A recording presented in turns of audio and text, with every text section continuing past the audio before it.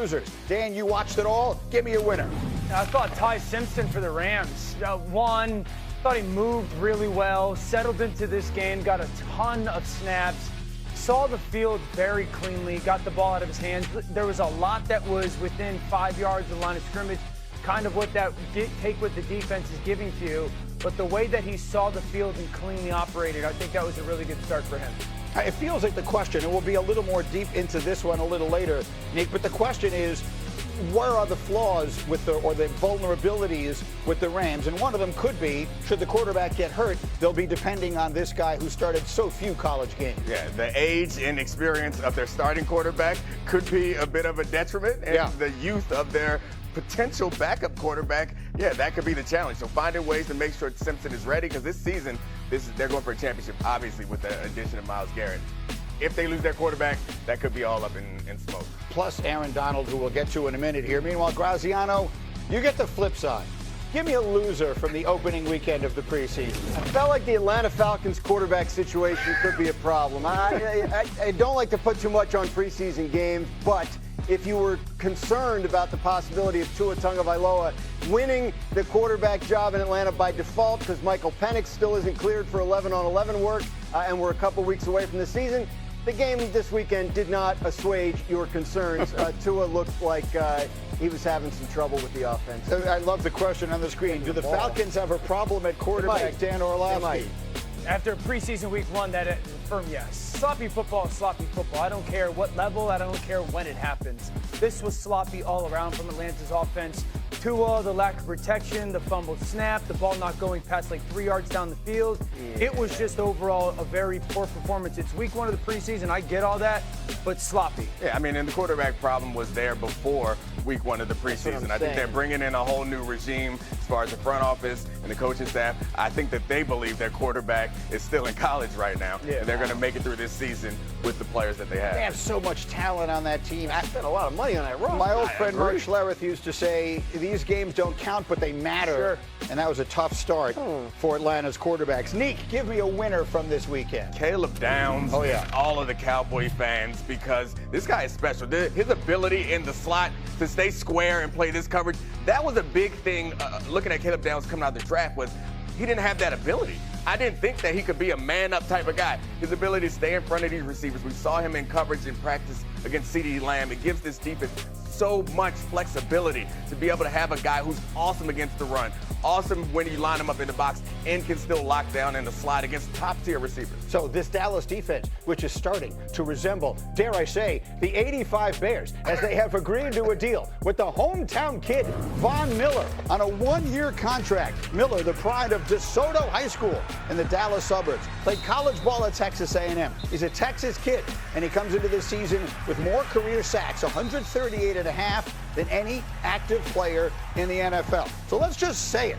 This Dallas defense, which was the worst in the NFL all of last year, has made unimaginable additions. Look at the players they've added. We talked about Caleb Downs just a moment ago.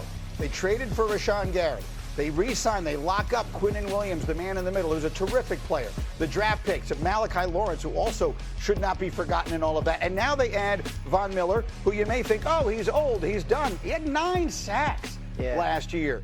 So this feels to me like it could be a significant addition to a defense that feels like it should take marked steps forward. It's a good addition. At this point in his career, 37 years old, Von Miller is a guy that plays about a third of the team's defensive snaps, but he has a role. You mentioned the 9 sacks for Washington last year.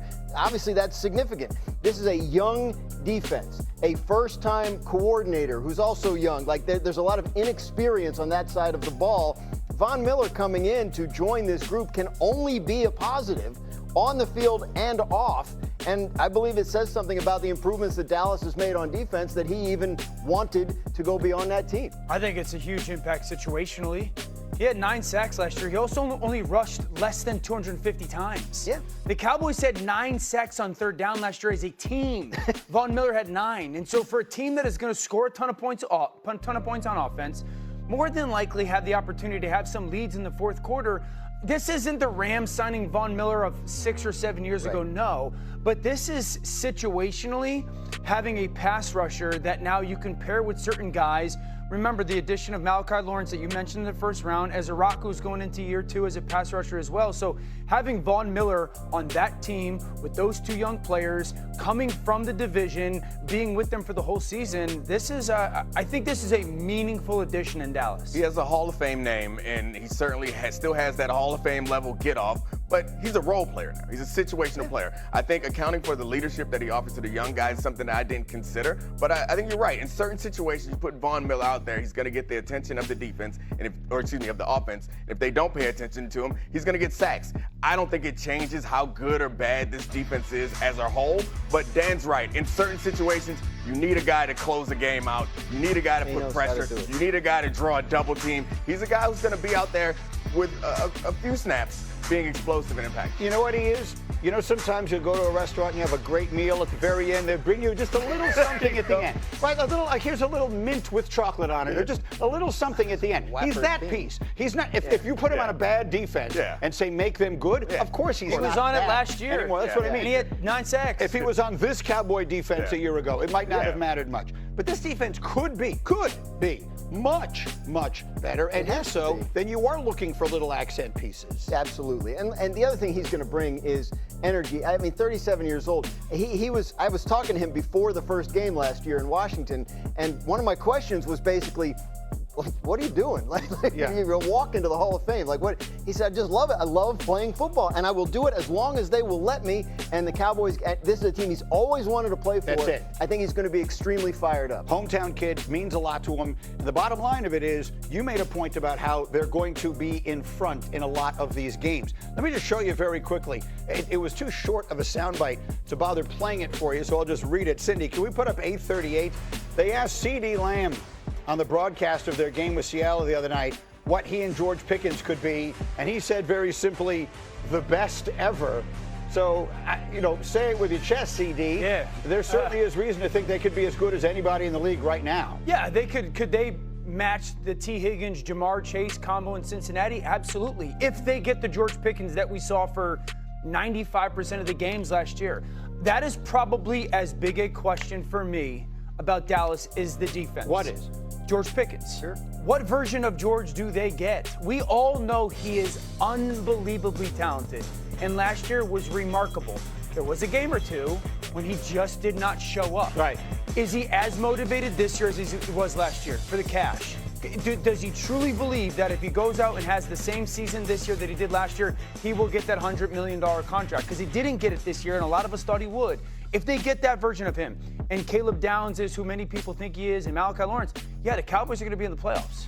And then Von Miller is making a big play at the end of a playoff game where they've missed someone who could do that. Von Miller, our little accent piece, comes in and makes a big late sack to seal up a Cowboys playoff win. I think the Von Miller thing is connected to everyone else in there, and that is the offense. You said, could they be the best ever? That speaks to Dak also. Like, I think that they are talking about the fact that they have an excellent quarterback and 2 outstanding top-tier 1-1 receivers, at least the ability to be so. Both of those guys have shown the ability to be that. If they can play at that level consistently throughout the season, then you put it in a position for the mint at the end to get chocolate mint to get a game-ending sack. You were in Oxnard. Spirits are high, right? Yeah, well, Oxnard's a beautiful place to be this time of year anyway. Okay. So everyone's in a good mood. It's not the hottest training camp, which is good. But no, yes, they believe the offense will be elite if everyone's healthy. When Dak Prescott has been healthy for a full season, he has played at an elite level. So with those